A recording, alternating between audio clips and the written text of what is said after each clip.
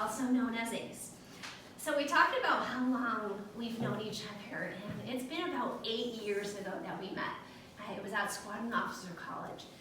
And Ace, this is one of my memories of Ace. So, you know, at PME, you have to give presentations. Well, he gave a Fresh Prince themed presentation. And I love Will Smith.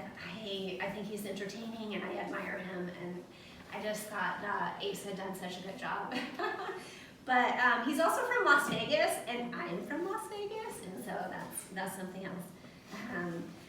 When Ace was finishing SOS, he was actually one of our distinguished graduates, and he's actually excelled at several things that he's done, including academic and flying excellence awards when he's gone through his pilot training. He's also a USAFA grad, an academy grad. We know how intense the academics can be there, but additionally, he was a collegiate grad, or a collegiate athlete in football and track. So obviously knows how to handle a lot of things. When he was active duty, he flew the C-17, eventually transitioning to RPA, and basically been flying ever since. He's got 12 years of active duty time, including combat support missions, and literally thousands of flying hours. He is also a family man, husband, and father of 2. And you think he's accomplished? His wife is a 3-time Olympian, 2-time silver medalist indoor volleyball. So amazing, amazing family. So I'm happy to have Ace here because he's a familiar face, but I'm also happy to be here because I'm glad to have somebody else in front of you so you don't have to listen to me all the time. So I appreciate that you took my offer to talk to us just a little bit before we actually start meeting. So, no further ado, Ace. Thank you.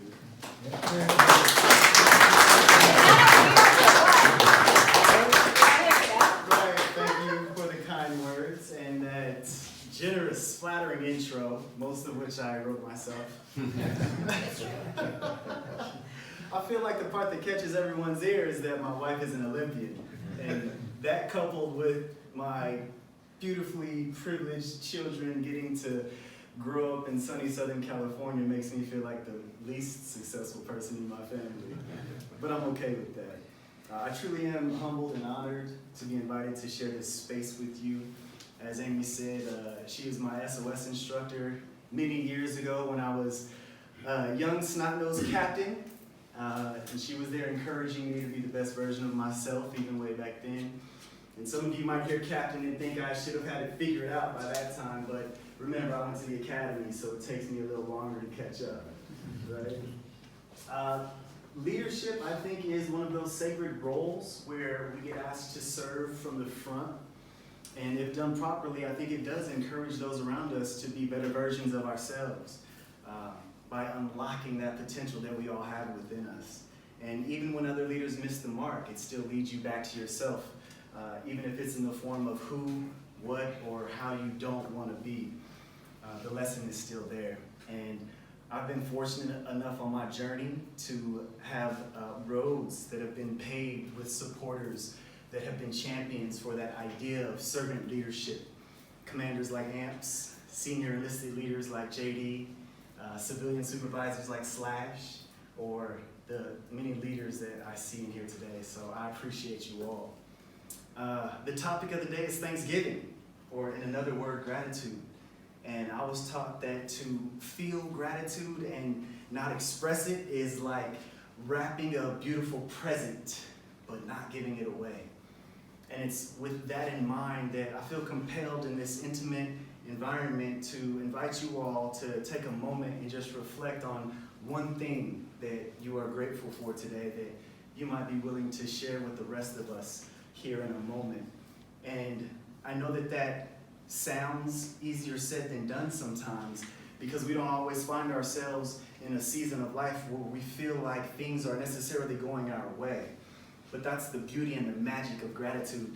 I believe that it has the power to transform negative thoughts into positive feelings And if you're able to just finish the sentence stem of I am grateful for. And I don't want to ask you to fake the funk. I really want you to feel in your heart what is going on in your life right now, because your sentence stem might be, I am grateful for my sore, achy back, because at least I got up today. Or I am grateful for 12-hour shifts in a country halfway around the world, away from the people that I care about the most, but I'm able to provide for them. Or your sentence stem might be, I am grateful for hard-headed children, unless I'm the only one. I don't know if anyone knows what that feels like. But you can still see the hope in their eyes, and that's meaningful. And so I'll open up that later to allow you all, if you feel moved, to bless us so that we are able to be a better reflection of the many things that we have to be grateful for today. As I stand here, I'm kind of reminded of words from a famous author and spiritual leader who goes by the name of Eckhart Tolle, who said that acknowledging the things that we have in our life already is the foundation for all abundance. Maya Angelou told us that when we give cheerfully and receive gratefully, that everyone around us is blessed. I grew up with my grandparents. My grandfather came from Tulsa, Oklahoma, and my grandmother came from Hammond, Louisiana. And I say came from, but she might say survived and escaped to Las Vegas, Nevada, where they met and not only raised their children, but most of their grandchildren, including me. So yes, I am born and raised in Las Vegas. No, I didn't grow up on the Strip or in a hotel, but we did move around a lot. We didn't have a lot, but we always had enough. And quite often my grandmother's expression of love came in the form of a hot, southern home-cooked meal. In addition to all the regulars, we'd have gumbo and cornbread dressing, and for those of you who don't know what dressing is, they call it stuffing, which is good, but Granny made dressing and homemade gravy, all the cakes that you can think of, sweet potato pie, greens, beans, potatoes, tomatoes, you name it, right? And it was all good. And as of last year, she's no longer physically with us, but she continues to feed me spiritually. It's during this season that I reflect on some of the many lessons that my grandparents taught me. Simple things like give more than you receive. And we've all heard that before, but I think when we're young and we're trying to become, we find ourselves asking, what's in it for me, more often than how can I help you? And it is through experience that I believe that we learn that the gift truly is in the giving. They taught me to help unconditionally and without expectation, because there will come a moment and a time in life where you will need to lean on somebody else. And just as important as it is to help others, it's important to allow those that care about you to support you in your time of need, because that's where their blessing lies. They taught me that in life there's the hustle and bustle and the ripping and running that creates distance between us all. And if you want people to visit, cook, and they will come. And here we all are. Or in the case of my family, if you don't want them to visit, don't cook. And for some reason they still come and ask where the food is at. So I really just wanted to stop by and plant some seeds of encouragement and inspiration for you all. I don't want to stand between people and their food on Thanksgiving. But I would like to say that today I am grateful for the opportunity to break bread and fellowship with courageous individuals who recognize the value of sacrificing for something greater than themselves. Whether your sacrifice comes because you want to provide a stable future for your family, or because you truly feel called to serve as a patriot. And more than likely it's a combination of the two. Very few, in fact less than 1% of the population has walked in your shoes.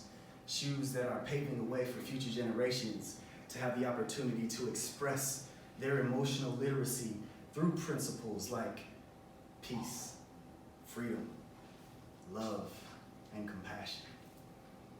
So in short, I am thankful and grateful for all of you, and I do thank you. And I really would like to, if you feel moved, open up the floor and give you an opportunity to bless us with your gift of gratitude.